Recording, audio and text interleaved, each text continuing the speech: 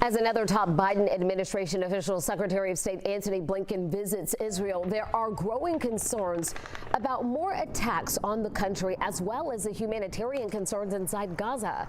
Joining me now is NBC's Kristen Welker, moderator of Meet the Press. And Kristen, there is a debate in Congress, not about helping Israel, but whether to pair it with aid to other trouble spots, including Ukraine and our southern border. So how big of a test is this for the new relationship between President Joe Biden and House Speaker Mike Johnson?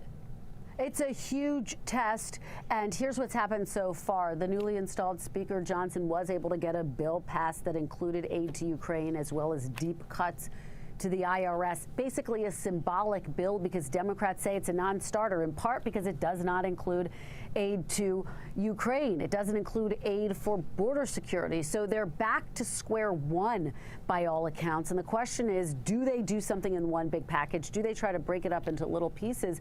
But there's a growing number of Republicans who say they don't want to support funding Ukraine indefinitely, all while you have other Republicans as well as Democrats saying, no, this is significant that Ukraine's security is tied to the United States security. So this is where the battle line is getting drawn. And don't forget, the government runs out of money in about 2 weeks, Jennifer. So the stakes really high. The pressure is on Congress.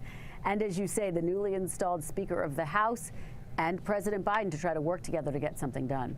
Meanwhile, here in Georgia, Governor Brian Kemp has been adamant this week about his support for Israel. And Georgia Senator Jon Ossoff has been striking that same tone, while also making it clear that he is focused on the conditions of Palestinian citizens. So some slight differences, Kristen, between a Republican and a Democrat. But it is something that we're seeing play out nationally, too, people trying to walk this line.